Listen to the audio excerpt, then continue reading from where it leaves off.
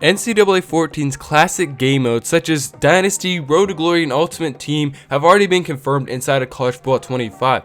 That being said, this year there is a brand new game mode coming to College Football 25 named Road to the College Football Playoff. And I've heard a lot of people say they don't really know what it's about, so that's why today I wanted to come and give you guys a breakdown of exactly what it is and how it's going to be played and how I think it's actually going to turn out and what makes it so fun.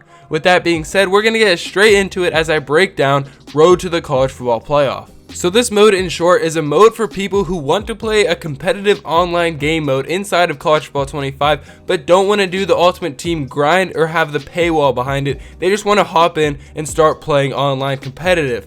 And they want to have stakes on the game because there will be head-to-head online like we've seen in past like Maddens and stuff, but there's no really consequence if you lose. But this mode does definitely have consequences, but there's also a great reason why you want to win, and we're going to get into that later in detail. If you've played FIFA before, more specifically the seasons mode, it's going to be very similar to that where you rank up at the end of the season if you win so many games.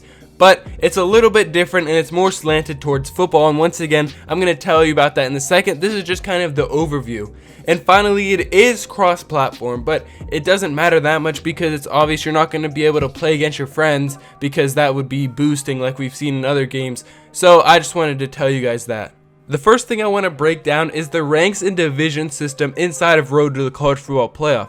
Basically how it works is you rank up with fan votes, and fan votes are basically the points for the game, if that kind of makes sense. You earn them after the game you play against people online is finished, and if you lose fan points. If you win, you gain fan points, and beating a better opponent gets you more than beating an equal opponent, if that makes sense. If you're Ohio State and you beat Alabama, you're going to get a set amount of fan points, but if you're Middle Tennessee State and beat Alabama, you're going to get way more just because you're a way worse team, obviously. This system works in reverse as well because if you lose to a very bad team, then you're going to lose a lot of fan points. But if, you don't get the upset and you lose to a good team as a bad team, it's like, oh, well, you kind of expected that. Don't get me wrong, you're still going to lose points because at the end of the day, you lost the game. And if you don't lose points, then everyone would be a small team.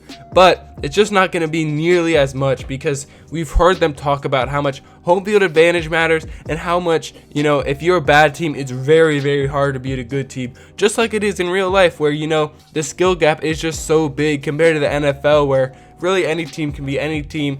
In college football, that's why upsets are so special, is because that skill gap again is just so big. So I've talked about ranks, and then there's divisions in this mode, and ranks I said are kind of like just moving throughout the season is how good you are based on your fan point. You rank up, I guess, but divisions are different.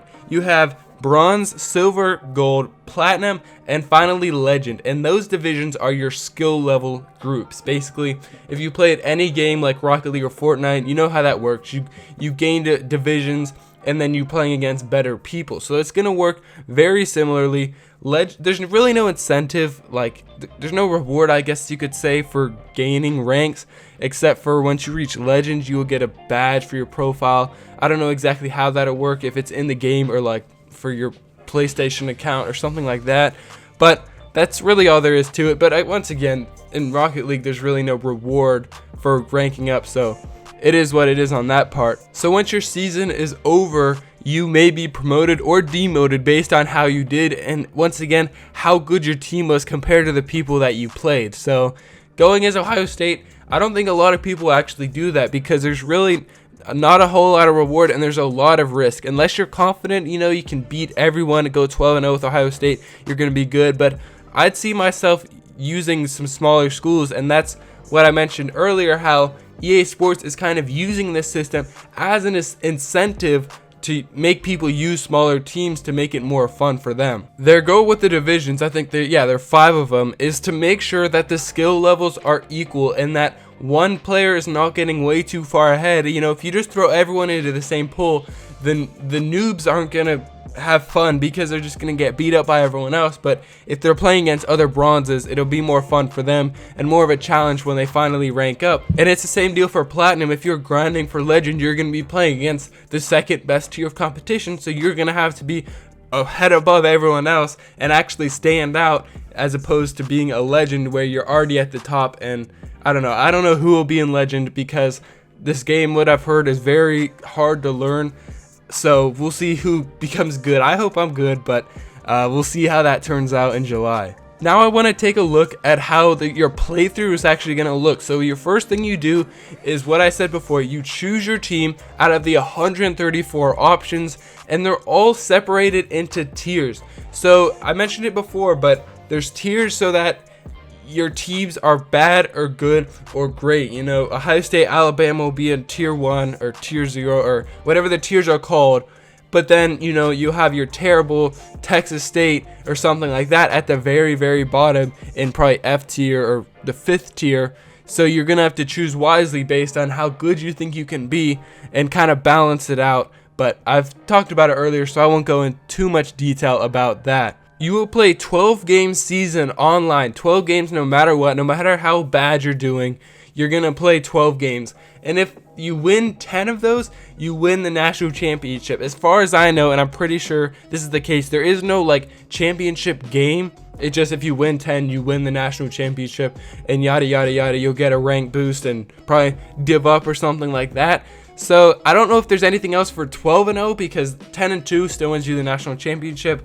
So we'll see how that goes exactly. But I do want to mention, just in case you were wondering, you aren't allowed to change your team during the season at all. Once you lock your team in, when you're 0-0, you're going to have to play 12 games. Or you can probably drop out something. There might be like, if you lose 5, you can say I quit and start over, but you cannot change your team halfway through. Now, I want to go into my personal opinions about this game mode, and if I'm being completely honest, I will probably play this as my main game mode, just because on FIFA I play seasons all the time, and if the gameplay is good, which it looks like it is, and it keeps you engaged and it's not kind of repetitive, then I could definitely see myself, you know, logging on here and maybe even doing a stream. If I grow a little bit more, I could do a 12-0 stream, you know. So we'll see how that goes, but I think this game mode could be very, very fun for people that just want to hop on and get a quick competitive online game. That's what I like about FIFA too. I don't want to have to build a team and spend all this time, you know, putting money into the ultimate team. I just want to hop on and play people online for something, not just head to head. I want to play them to actually rank up and test my skill level against other people. So I don't know. I'll play Dynasty and Road to Glory, obviously, probably some ultimate team too, but I think that Road to the College Football Playoff could be a very sleeper game mode, and I do think it'd be very fun, and I think they'll have to do a deep dive at least soon, because they're going to do a Dynasty and Road to Glory, and I know I'm ranting a little bit here, but they've already done our gameplay deep dive, but I assume in June they're going to do all 4 game modes with a deep dive. So when that one comes out, I'll be very excited to see how this game mode actually looks, and if I'm going to put all these hours into it, because I really don't know at this point, but I think I will. But that being said, enough talking. Thank you for watching. If you made it this far, please come back and watch more videos if you would, and I will see you in the next one.